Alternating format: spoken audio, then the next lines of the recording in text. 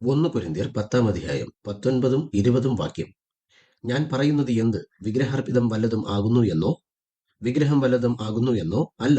ജാതികൾ ബലി കഴിക്കുന്നത് ദൈവത്തിനല്ല, ഭൂതങ്ങൾക്ക് കഴിക്കുന്നു എന്നത്രേ. എന്നാൽ നിങ്ങൾ ഭൂതങ്ങളുടെ കൂട്ടാളികളാകുവാൻ എനിക്ക് മനസ്സില്ല.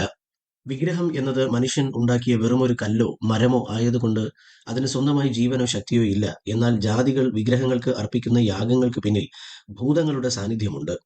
വിഗ്രഹങ്ങളെ വണങ്ങുന്നതും അവിടെയുള്ള വിരുന്നുകളിൽ പങ്കെടുക്കുന്നതും സാത്താനിക ശക്തികളുമായുള്ള ആത്മീയ സമ്പർക്കമായി മാറും എന്നതാണ് ഈ വചനത്തിന്റെ കാതലായ അർത്ഥം. വിശുദ്ധ പൗലോസ് ഇവിടെ ഉദ്ധരിക്കുന്നത് പഴയ നിയമത്തിലെ കൃത്യമായ ദൈവവചനമാണ്.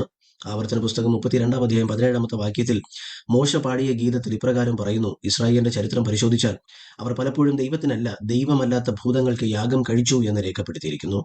സങ്കീർത്തന പുസ്തകം 106 അധ്യായം 37 വാക്യത്തിൽ ഇസ്രായേൽ ജനത്തിന്റെ വീഴ്ചകളെക്കുറിച്ച് പറയുമ്പോൾ അവർ തങ്ങളുടെ പുത്രന്മാരെയും പുത്രിമാരെയും ഭൂതങ്ങൾക്ക് ബലി കഴിച്ചു എന്ന് കാണാം.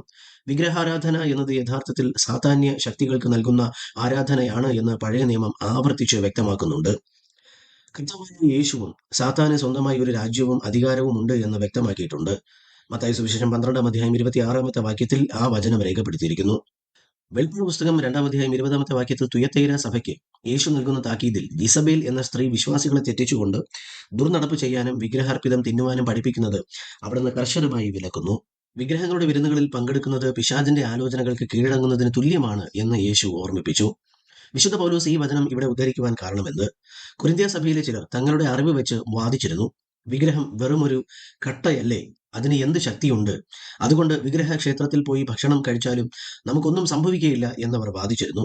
വിശുദ്ധ പൗലോസ് അവരോട് പറയുന്നു, വിഗ്രഹം ഒന്നുമല്ല എന്നത് ശരി തന്നെ, പക്ഷേ ആ ജാതികൾ അർപ്പിക്കുന്ന യാഗം ചെന്ന് എത്തുന്നത് ഭൂതങ്ങളിലേക്കാണ്. നിങ്ങൾ അവിടെ പോയി ഭക്ഷണം കഴിക്കുമ്പോൾ അറിയാതെയാണെങ്കിലും ഭൂതങ്ങളുടെ കൂട്ടാളികളായി മാറുകയാണ്. അതുകൊണ്ട് നിങ്ങളുടെ അറിവ് വെച്ച് പിശാചിന്റെ കണിയിൽ ചെന്ന് വീഴരുത് എന്ന് അദ്ദേഹം ഓർമ്മിപ്പിക്കുന്നു. ഈ വാക്യത്തിൽ നിന്നും നാം മനസ്സിലാക്കേണ്ട സത്യങ്ങളും പ്രായോഗിക കർത്തവ്യങ്ങളും താഴെ പറയുന്നവയാണ്. 1. ലോകത്തിലെ പല ആചാരങ്ങളും വിനോദങ്ങളും ബാഹ്യമായി തെറ്റുകളൊന്നുമില്ല എന്ന് തോന്നാമെങ്കിലും അവയ്ക്ക് പിന്നിൽ ദൈവവിരുദ്ധമായ ആത്മീയ ശക്തികൾ ഉണ്ടാകാം. ആയതിനാൽ നാം ആത്മീയ ജാഗ്രത പുലർത്തണം. വെറുമൊരു മര്യാദയുടെയോ സൗഹൃദത്തിന്റെയോ പേരിൽ പോലും അന്ധകാര ശക്തികളുമായി ബന്ധമുള്ള ഇടങ്ങളിൽ പോയി പങ്കാളികളാകരുത്. ദൈവവുമായി മാത്രമേ നമുക്ക് കൂട്ടായ്മ പാടുള്ളൂ. 3. ദൈവത്തെ ആരാധിക്കുന്ന വിശ്വാസിക്ക് പിശാചിന്റെ സ്വാധീനമുള്ള അന്തരീക്ഷങ്ങളോട് യാതൊരു വിട്ടുവീഴ്ചയും ഉണ്ടാകരുത്. വേർതിരിവ് നാം കാത്തു സൂക്ഷിക്കണം.